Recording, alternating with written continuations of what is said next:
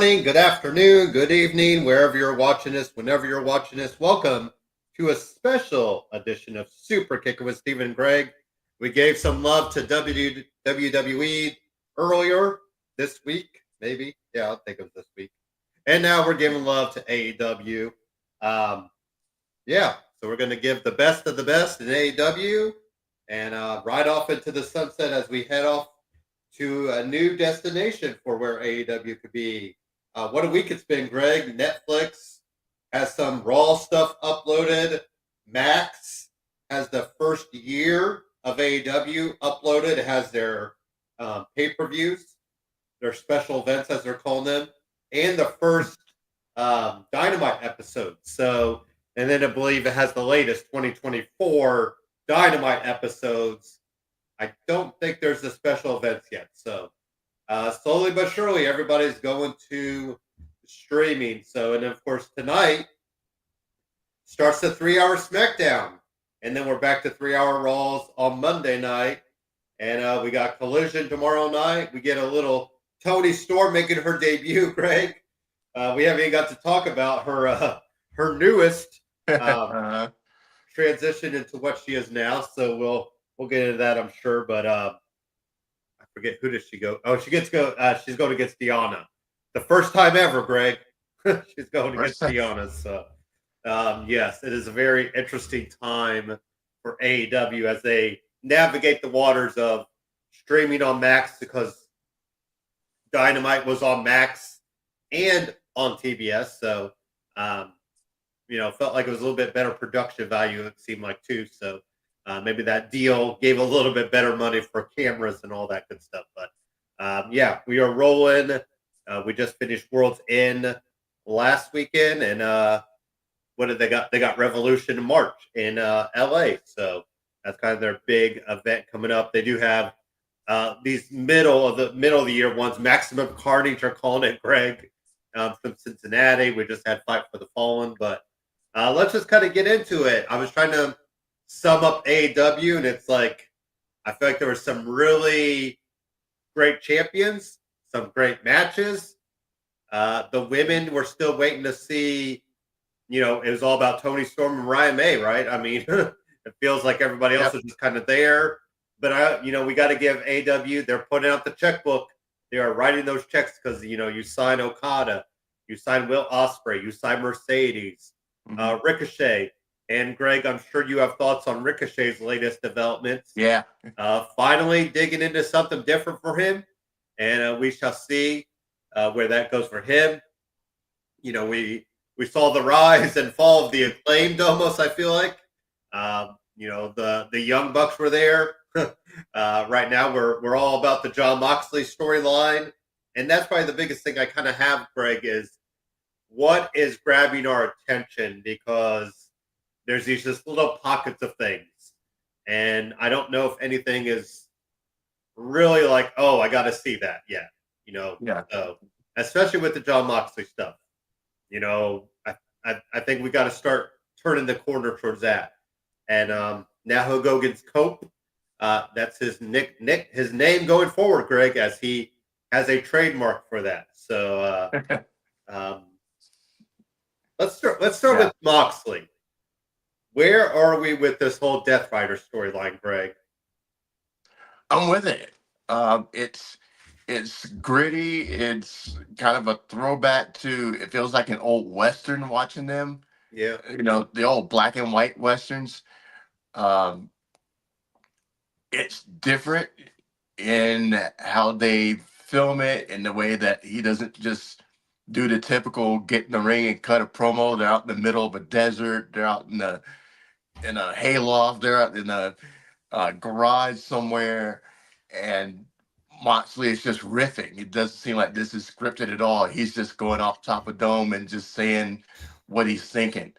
So I'm loving that part of it. They have the aesthetic as far as Marina looks like a, final boss character standing next to him, with her hair all pulled back and that briefcase handcuffed to her wrist. And Claudio and Pac, they definitely looked the part. And then Yuta, is kind of an ancillary character, but he's a number.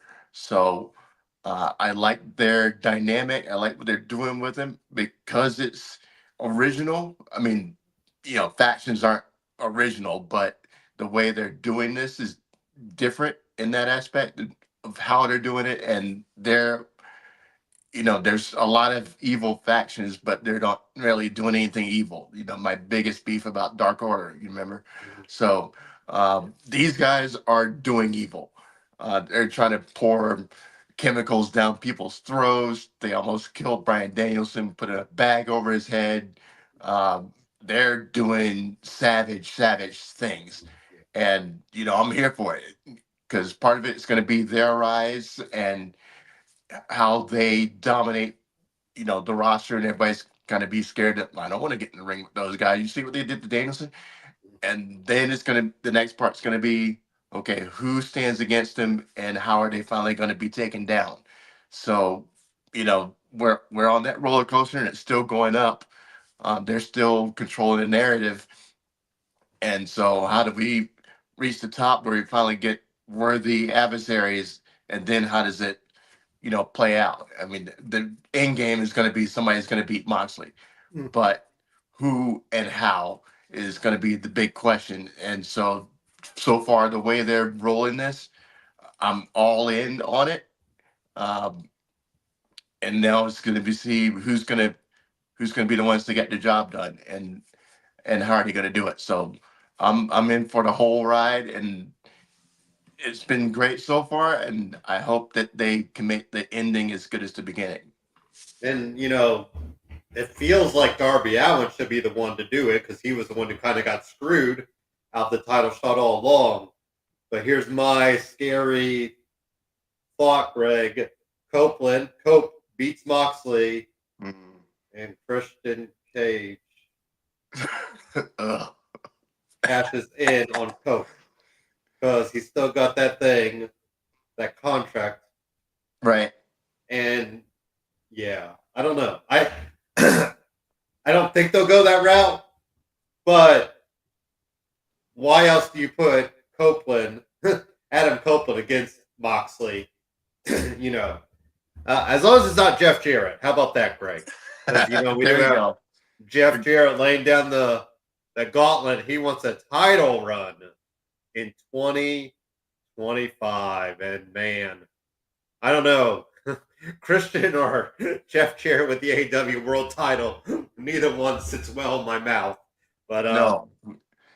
I guess I do, and like you said, they are controlling the narrative, and maybe that's my own fault is just waiting on it to play out, But I guess I felt like there's still something more there that we're waiting on, and I don't know what that is. So, but like you said, I think ultimately who's ever going to beat Moxley, I guess that will be the real test. Where does Moxley, does it all just crumble down? Is it like Roman when the bloodline just fell apart and Will or Yuta has to take off or something like that? He has to take up the reins. But so should we get into some best of the best? Where do you want to start? Tag teams. So we've had the Acclaim. They won tag team gold. We have Private Party won tag team gold. The Young Bucks. They came out, Greg, and said they had their matches be boring on purpose, which, I mean, they were heels, so that understandable. But a lot of people were running with that. Bang Bang Gang, they were hot for a minute. Who do you think, Greg? I mean, BCC has a trios championship. I don't know. Who is the tag team of the year for AEW? Yeah, I had to give it to the Bucks by default. Okay. They were the most interesting. They put on the most high caliber matches. Lack of competition. We saw, Top Flight here, or just teams that we hadn't seen in a while just pop up and let's go go against those guys. Part of it was them, cherry picking who they wanted to go up against most of the time. But when they had those matches, they were banger matches. So always give credit to the Bucks. You know, every match is a banger. Um, And the I guess they'll lean into those EVP characters too. 'Cause right, right, they're not dumb to social media, Greg. I think they were seeing what people were saying. So why not take a chance? And sometimes I think it was hitting. I think adding Okada brought it down a bit though. Because yeah, you had Jack Perry, who makes sense because he has beef with Tony Khan. You can have the Young Bucks have beef with Tony Khan because they think they're in power. So I think the Bucks are a good choice. I love me some Acclaim at the beginning of the year, and now we're seeing what they're going to do. Greg, it looks like they're heading towards the the dreaded heel turn of one or the other. hmm That's probably overdue though for them to kind of see yeah. what each guy can do on their own. Um, They've run their course. BCC kind of been in and out of the picture. House of Black, they were trios champion for a little bit, Greg. So, yeah, I think the Young Bucks is a good choice. Sorry to cut you off. But yeah, I just thought the idea of them leaning into the EVP character, Mhm. the music, Yeah, dressing fancy, the pearl necklaces. Matt Jackson definitely loves his pearl necklaces as he did. So, yeah. Any other thoughts, Greg, that you were going off of? no, I'm not just agreeing with you. Is that the whole presentation they're shifting to, EVP Bucks, uh, calling their move the EVP trigger, just leaning it hard into it. Mhm. Probably like I say because of the social media.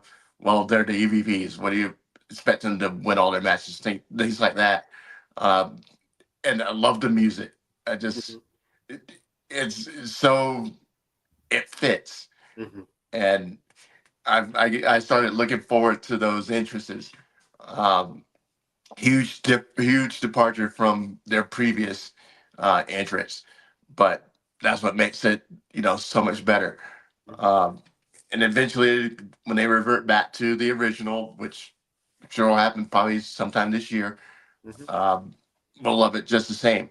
But just imagination, the matches themselves, everything they did was top notch.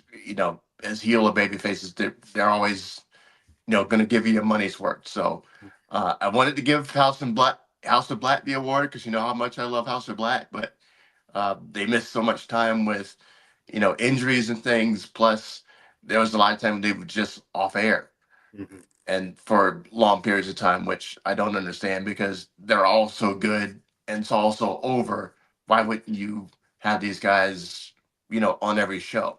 So uh, just unexplained amounts of, time off, aside from being relegated to Collision or Rampage for a, nothing match.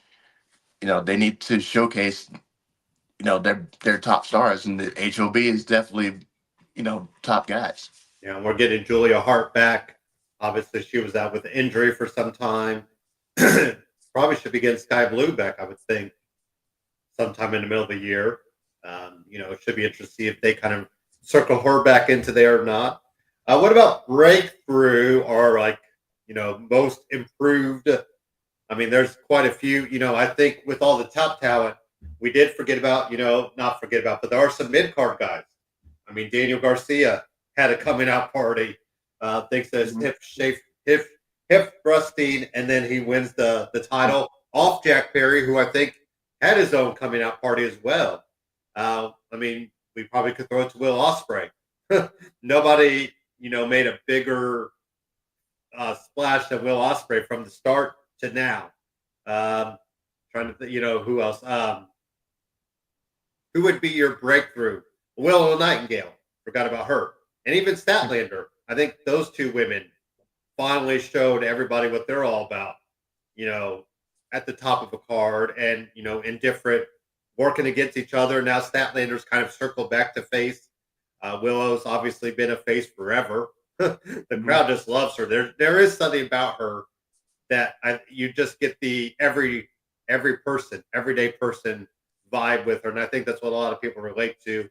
I know wrestling is all about bigger than life, Greg, but sometimes the down to earth people are the one. I mean, look at Bailey in her first Mm. incarnation. What connected with her? The fact Yeah. that she was a fan, and I kind of get that with Will. Now, yeah, eventually that will probably wear off, Greg. But for now, let's just enjoy it. And I think I'm going to go Daniel Garcia. I mean, look at him. Look at his presentation. I mean, plain trunks.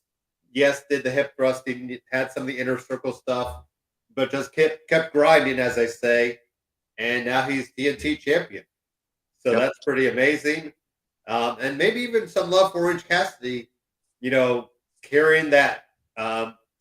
Which one? He had which title did he have? The Continental one that he lost to Mox? No. Yeah. Yeah. And he was, he had the most title defenses. I believe that was through this year. Everything's kind of running together, but I will give it to Daniel Garcia. How about yourself, Greg? Yeah. For breakthrough, I had Will Ospreay just for the sense of, unless you were, tuned into his matches in Japan, Mm-hmm. we just knew his name. But until, late last year, beginning of this year, we barely even knew what he looked like, much less having seen his matches. And as soon as he arrived, classic after classic after classic. And, we know who he is now, and everybody loves him. And for me, I've always heard his name, but never seen his matches. And this was the first, I guess, his first couple matches was the end of the year 2023, but Mm-hmm. Yeah. this was our first full exposure, years worth of exposure to him. Mm-hmm. And the guy he is there on every level. His ring work is out of this world. Um, he's got the look, he's got the charisma. His promos are great, and he introduced a catchphrase I've never heard. So shout out to the bruv, because I Mm-hmm. didn't even know that was a word. I guess if you go to England, you probably hear that all the time. But Yeah. that's love that, and I got to get that Will Ospreay jersey because that's fire. So that may be on the to-do list this year. But the guy is just amazing, and for somebody like me who's never been exposed to his matches, there's the YouTube rabbit hole you can always go down, of course. But we're busy people; we don't have time for that. So this was a great welcome to Will Ospreay, and he's delivered on every level. And by comparison, Okada, I'm still not there on it yet. I don't see it. Uh, I will give an exception to the World's End match he had. Um, was amazing, him and Osprey. So, of course, they have history going back to Japan, and it's not their first time wrestling each other. Maybe that's why that match was so amazing. But it was an amazing match with those two. Um, and I finally saw some flashes of what Okada can do. So hopefully they can carry that forward, and I see something from Okada beyond what we've seen so far. But yeah, Osprey, for wrestlers that haven't seen before, he takes the cake for me. So I got to give it to him. And how about best match of the year? Did you have any thoughts on that one? I mean, we've seen a bunch from Brian Danielson. Um, Brian Danielson and Will Ospreay obviously had a banger of a match. Darby Allin and Ospreay just kind of put on a late contender there at the holiday holiday Yeah. bash a couple weeks ago. Swerve and Hangman that was talked about quite a bit. Plenty of theatrics in that one, especially because that was right after Brian Danielson getting put out with a plastic bag. So that was there. Yeah, what about your match of the year, Greg?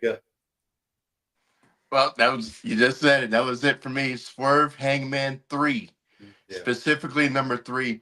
Um, Swerve it got the advantage of the first two, and Hangman. This was after um, leaving and coming back. Darker than ever, and then setting up the angle where he burned down Swerve's childhood house, and they had the cage match. It was bloody and gory. Um, they used all the weapons. They brought out the staple gun again. They and Swerve tried to, or Heyman tried to put Swerve's eye out with a shard of burnt wood from the house. Just everything was, that was, it was a horror movie. Yeah. And I was here for all of it. It was, for me, it made my heart happy because that was just, if you're going to have a grudge match that is this serious and this real, real, um, that's the type of match I want to finish the story. And that match delivered on every level for me. Just, you know, violent and still telling the story. And Heyman comes out on the end, and that is going to send Swerve into a different, down a different road. But Mhm. I loved how it ended, and that's helped carry on Heyman's new character.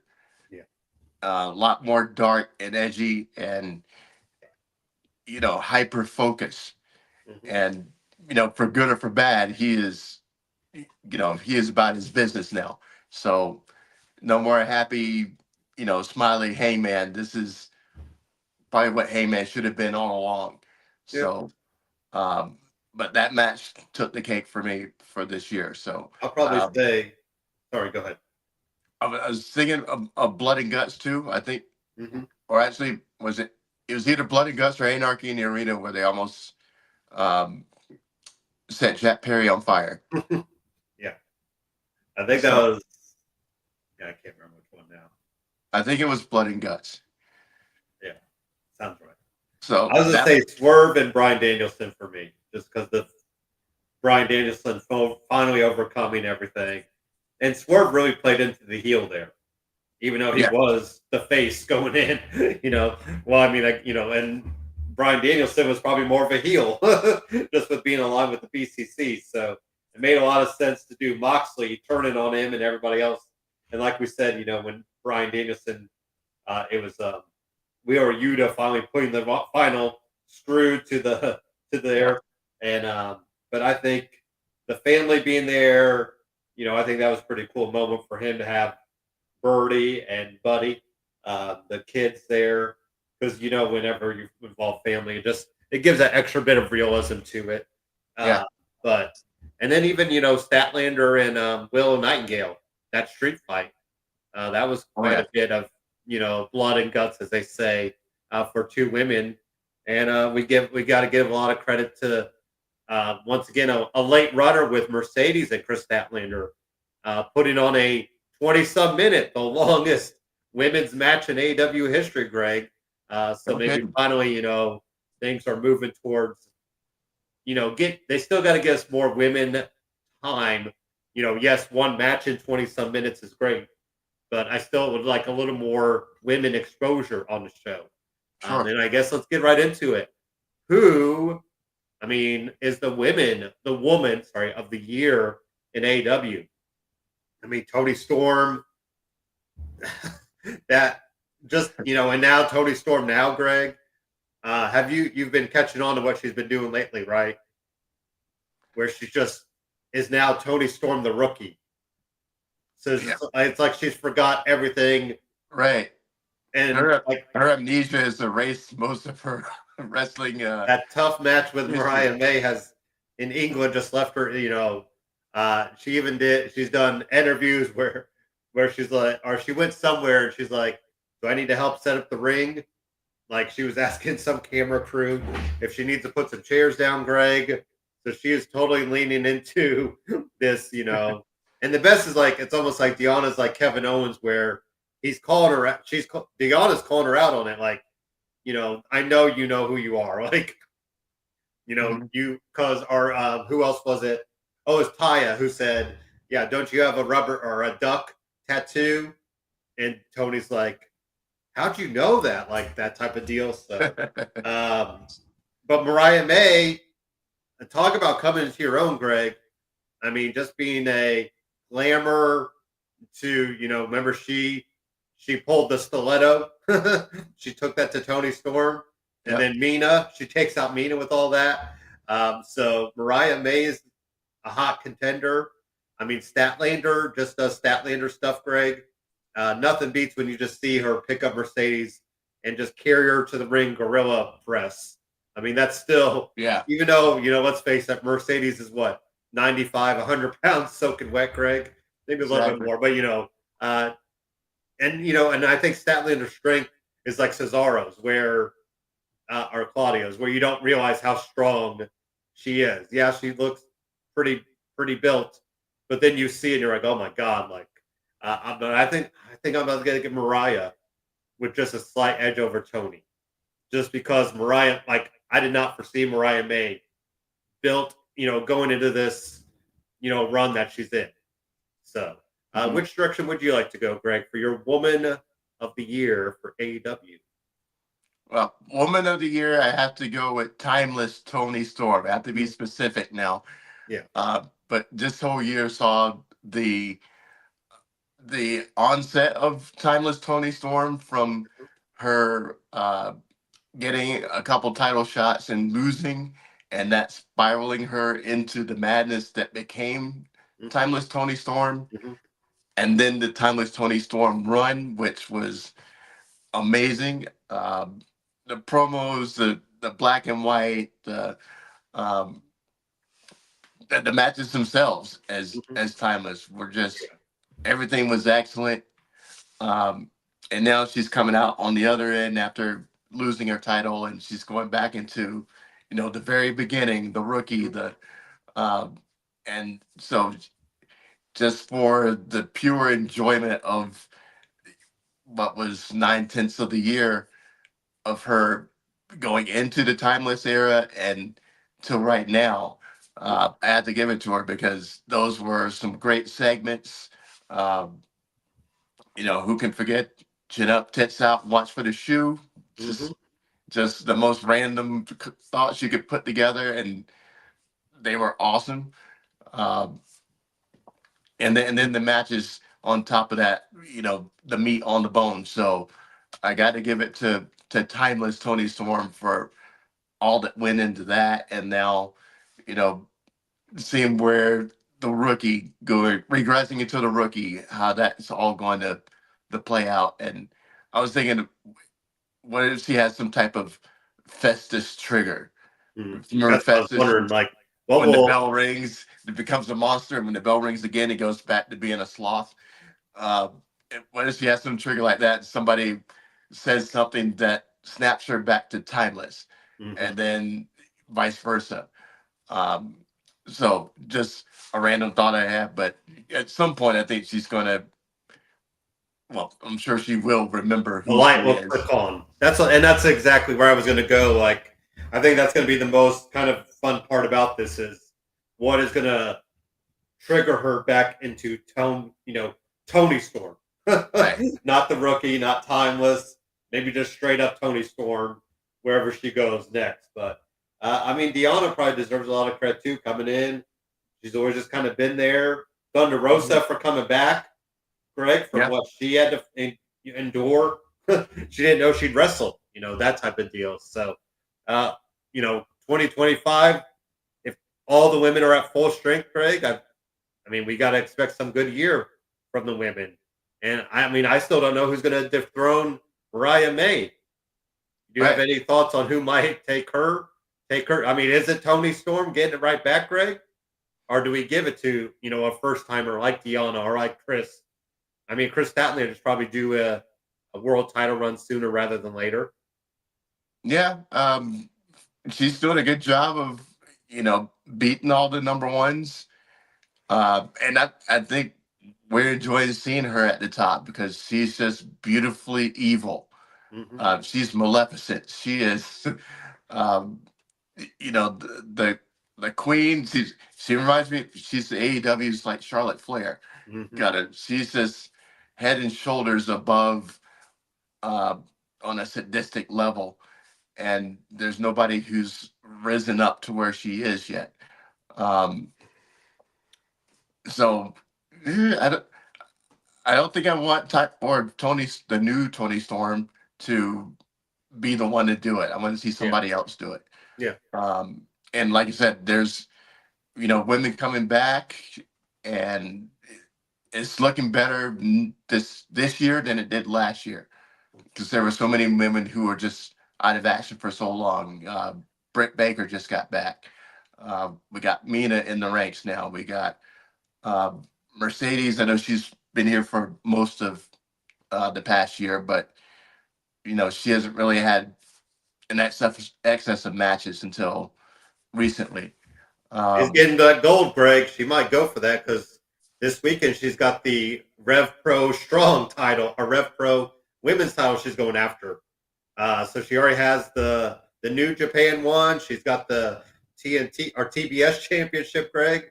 She might be four titles by by this time next year. Who knows? So, jeez, like I said, I I think I'm with you. I think I want a first timer, kind of grabbing that, maybe shocking her somehow to get the title and get your first championship.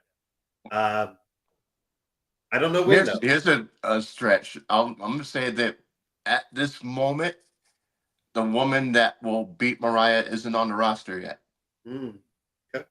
I think there's going to be a new face that pops up early in the year, and she's going to be the new King of the Hill after she faces Mariah. Maybe it'll take 2 matches, but I think that there's a surprise on the horizon. And that I guess we need to. I am thinking about contracts because Jordan Grace looks like she's on her way out, Greg. But there's no doubt she's going WWE, right? Yeah, I mean if she went to AEW, I'd be shocked. So she just seems like a natural fit for NXT, and then get the call up on the main roster. But and now they got Tessa Blanchard back down there, so I don't think her and Jordan want too much to do with each other, is what it sounds like. So I would think Jordan's on her way. But yeah, I would be interested in that. I am curious.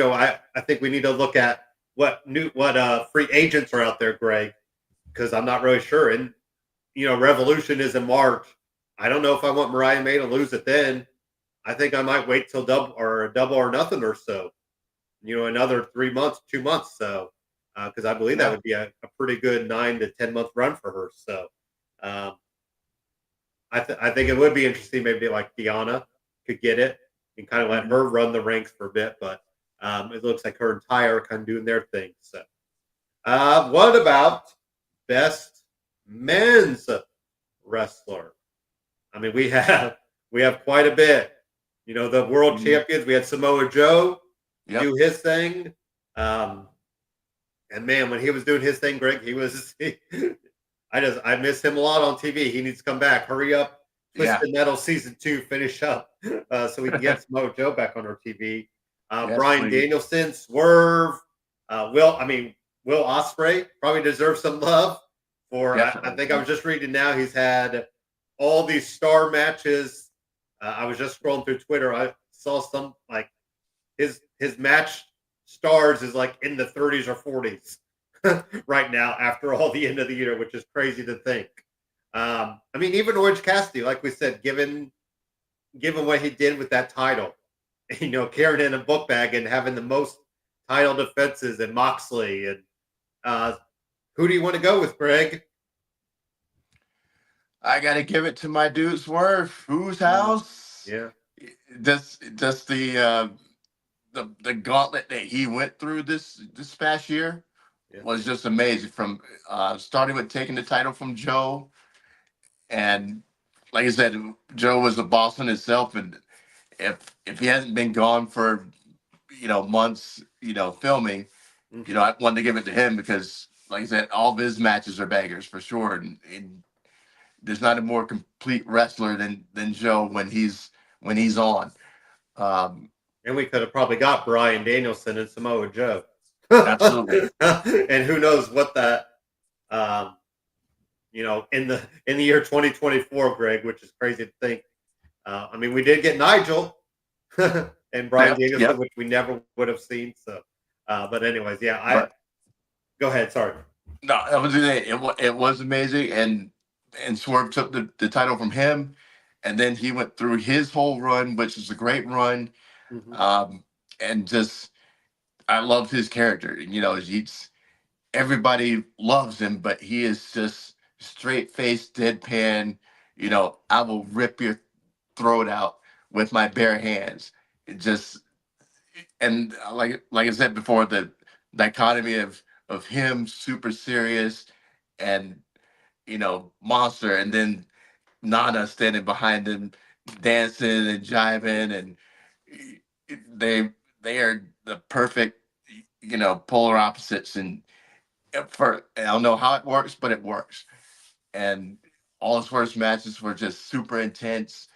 And talk about stars. I think he's probably up there with the star quality is on Osprey level. So um, for his run and the storylines he went through, first with Joe, then his championship run, and then the Hangman series, Mhm. there's nobody I could give it to but him. Yeah, and I think that's what it feels like. People started to run down his title reign at the end, kind of there at the start, Greg. Just because he was throwing out. I mean, he was kind of stuck in some triple, not triple threat matches, but 6-man tags. I felt like a little bit. There was that kind of lull Mm-hmm. because I don't think there was anybody that was at that level yet. Unfortunately, we had to build up the contenders. So I think I'm going to agree with you. I think I give it to Swerve. Brian Danielson a close second, just Mm-hmm. because him overcoming everything. I mean, it's still crazy to think, Craig, that Brian Danielson's run, and I mean, even Adam Copeland. Like to think what those guys have had to endure. I just saw somebody reshared Copeland's return to the Royal Rumble, Greg, and man, that moment. And then Yeah. he got a nice pop coming back, and now we're off in 2025 and see what he's going to do. So, but I think I do agree. I think this was the year of Swerve. It was literally a coming out party for him. I Yeah. mean, he did everything right. He said all the, putting the company on his back and carrying it. Like I said, because usually that double to nothing lull afterwards, Greg, is a tough time. The summer's always a tough time. I feel for wrestling because that's where things kind of slow down, and he still carried it like a champion. So I think I definitely agree with you on Swerve. So anything? Just trying to tie up loose ends. Anything else for the good of the matter? Your Chargers are rolling. They resting guys this week, Greg, or do they still have something to play for? Right, because they're in the playoffs, but can they get a higher seed? It is possible, yeah. Um, but the kicker is that if Cincinnati beats Pittsburgh tomorrow, then the 5 seed is open, Mm, okay. and that's going to be a tough run because Pittsburgh, I think they've lost 2 in a row, Yeah. but they're still Pittsburgh, and there's a lot at stake. So um, it's going to be a bloody knockdown drag out fight. Talking about bloody fights. Mhm. Um, with Cincinnati and Pittsburgh. But if Cincinnati wins, then the Chargers have something to play for, getting that 5 seed, which means you go to Houston Mhm. and play Houston. And I think everybody wants that. So we'll be watching that Cincinnati game intensely and hopefully I'm rooting for the Bengals and getting that 5 seed because that's the road of least resistance. Mhm. And I think they stack up really well against Houston, especially their stars are just going down one by one. Um, Shout out to Tank Dell. I hope dude comes back. Mhm. That Yeah, he was was, the one that. Oh, yeah. yeah, that's a gruesome injury. And man, all the thoughts and prayers to that guy because Yeah, like we've had he's, some rough injuries this week with Jaden Ivey in the NBA. He went down pretty hard. oh, really? He's, Yeah. yeah, but he's going to miss all of next season already, Mhm. is what they're saying. Yeah. So that's how bad his injury is. Um, but Houston's a hurting unit. So I think everybody wants to get in there. So let's go Bengals, Who Dey, all the stuff. We just pump them up, pipe them up, get them ready, because so my Chargers can get that 5 spot. Um, and they give my breakthrough woman, Oh, sorry. Okay. which I'm going to give to Willow. Yeah. And looking back at it, I when she first came out, I thought she's another throwaway character. She's pretty basic, simple, and then this year she really came out into her own, and um, she started putting down great match after great match. Mm-hmm. She got some mic time, and the more mic time she got more comfortable, and you know, doing better promos, and then seeing her, get up with the fans, and then seeing that she wasn't afraid of putting the jeans on and strapping it up and having a banger of a street fight. Mm-hmm. Yeah, I think she had a couple street fights this year, and she was just, she got me. She converted me from just this is another stock character, happy go lucky. When she needed to get her mean face on, she did. And so she showed me layers to her character that I didn't see before. Yeah. And I think this year was a coming out party for her. So I had to give a shout out to Willow as my breakthrough woman for this year. Yeah, that's a excellent pick. Excellent pick. So, and I know the NBA is kind of going through its time, Greg, but tomorrow night, Phoenix at Indiana. One visit for your Suns here in town. Nice. So we got Phoenix. How your Suns are? How are they looking? I got to check the standings for them. I think right now we're around number 5. Nope. In the West. Nope. 5, 6. You guys are outside the play-in. Oh shoot. we didn't take some L's lately. They've lost 3 in a row. They're 15 and 17 behind the Spurs. Jeez, I think last time I watched them was that Christmas Day game. Okay. Well, I've been off the beat a little bit. But my Pacers aren't, I will say, Greg, my Pacers are an 8th in the play-in, so we're not much better. But, yeah, I didn't realize your Suns were that far down. Lakers are in 6th, actually. So the Lakers are rolling. Well, they've only won 1 in a row. But my Pacers, though, they came off a rough week. They beat the Celtics, then lost a 19-point lead to the Bucks, and then beat the Heat last night. Looks like Jimmy Butler. That guy, Greg, man. Every time I think he's got it figured out somewhere, now he wants out of Miami. So go figure. Yeah. And Miami's a pretty solid team. So that's on like they're sitting at 6, and they got good pieces around him. So I don't know why, and it's Miami. He did say, "I love living here." Okay, well, who doesn't? They're a multi-millionaire. Who wouldn't love to live in Miami? But yeah, Pacers and Suns tomorrow night. I don't think you guys play tonight, do you? No. Yeah, we both play tomorrow night. So, Halliburton got 30-some points last night. Hopefully, knock on wood, we got Halliburton back and doing Halliburton things. Looks like he's not showing up in the All-Star return votes right now, Greg. But that doesn't, it's been there's just something off at the beginning of the year. I think there was a lot of rust. And we got to get. I mean, he played the playoffs. He played at the Olympics. I mean, Devin Booker's in the same boat, and Kevin Durant, right?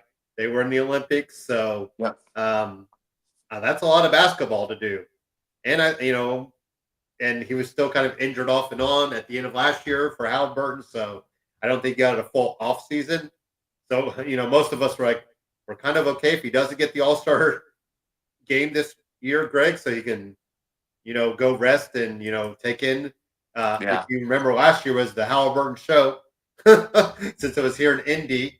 And I mean, he definitely was everywhere because his voice was gone by I think he gave a thank you at a game on that Monday night, Greg, and he could barely talk because his voice was so raspy. So I think just, a break from basketball for a couple of days this is year we're doing the,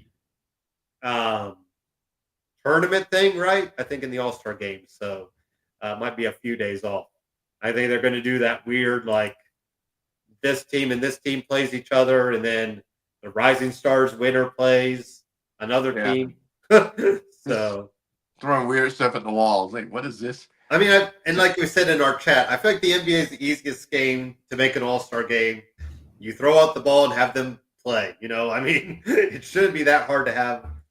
I mean, and somebody on the radio said, "Here's an idea. How about they just try?"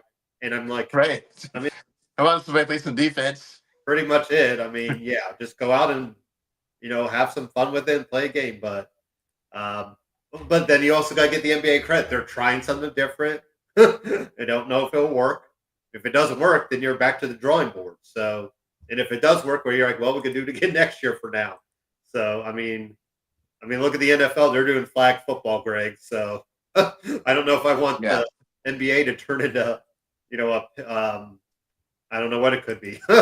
So, but I do feel like it'd be the easy. It should be the best. It should be the best All-Star game, really, because like I said, a lot of us can go out in the backyard and shoot balls into a basket.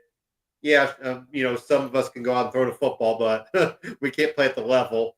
But basketball is pretty, universal sport where I feel like as long as you can shoot, you can go out and shoot a bucket. So, anyways, but we're heading off to 2025. I think we're going to be in a banner year for wrestling. Especially with it being as accessible as it is. Somebody made the point that TNA's probably got the best streaming deal, Greg, because they have everything available under one website, one price, or maybe a couple prices, but you just go to that website and you can download watch everything.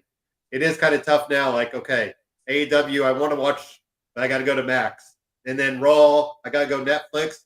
But then Peacock, I got to go WCW, ECW stuff. Like, give us a help.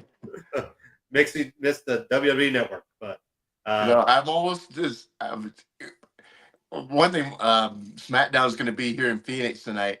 Okay. And I was tempted to go, thinking, this is going to be, a big show, but this is the go home show before the Netflix debut. So I'm kind of wondering it's going to be kind of a, a down show of, bunch of montages, things like that, like they've been doing. Yeah. And then with the Netflix debut being in LA and everybody want to be on that show, I'm like, okay, that's a short plane ride. I could get over and get in the building. And then I looked at the ticket prices. Oh yeah, Oh my! For the bleachers, the nosebleeds, $350. And I don't know what that. Apparently, that stadium's pretty, or that arena is a pretty nice arena, but. Yeah, it's the brand new arena, so it's all brand new, state of the art, and all that. But for the nosebleeds, $350. That's more than what I paid to go to WrestleMania. So, yeah, I think I'm gonna watch it from home. Well, I hope we get the Sphere show this year, Greg. Give us a SmackDown or Raw from the Sphere in Vegas for WrestleMania weekend, because I mean, UFC already did their show from the Sphere, right? Yeah. So I'm very curious. I mean, with WWE's production value, Greg, I can only imagine what they can do with that Sphere, and showing somebody's Titantron kind of having it almost encasing you. So I think it's going to be a banner, another record-breaking year for WWE as well. So but we're going to head off here. I think we'll take a break tomorrow, Greg, since we've kind of done everything this best of, and give the people a rest. And then that way we have a full SmackDown and a full Raw, full Dynamite to talk up next week. So I might try. There's a PopCon convention, so a Funko Pop convention in Chicago tomorrow, Greg. So I'm debating on that because I'm a Funko Pop guy, right? Yep. Not as much as my brother. My brother is at 200 something right now. Jeez. Because the app, you can catalog your Funko Pops, so you could scan them in, and so you can kind of keep track of what you have. And he's joked. He's like, he's running out of room to display them. So I don't know if I'll go or not, but I thought that'd be kind of a cool little road trip to do tomorrow. But also, there's some bad weather coming. There's a big winter storm coming here, possibly Saturday, Sunday, and Monday, Greg. So might even be back to work yet on Monday if the the 5 to 10 inches shows up like they're predicting. So maybe that's an extra day So off. you get just an extra month, and hopefully it won't be that way when you come here, Greg. Yeah, right. So that would be Just open. not a great weekend for the Rumble. So, and usually February, we just never know. So I will give you the heads up now. Have you seen snow, Greg, ever? Because you've Yes, okay, I lived in Wisconsin for about 4 years. So, because there are Southern people that they're like, "What snow?" So sorry, I didn't know if you've always been in the South, but okay, well, never mind. Snow is snow. So, but I do remember seeing Harley Cameron seeing snow for the first time, and she was with Renee Young in Cincinnati, and she was making snow angels. So that was pretty cool to see her. And then some of the NXT people, I think they had saw snow somewhere, and they were all like amazed with it. So it's always kind of cool when people see it for the first time that they've never or experienced seasons, as they say. So, but anyways, got to head off here, get some stuff going. Thank you for being flexible this week, Greg. Thank you for watching. Enjoy the other Best of WWE show if you want to check that out. And we will be back live and in living color. Get it? In living color? Next week. So talk to you guys next week. Peace. Happy New Year.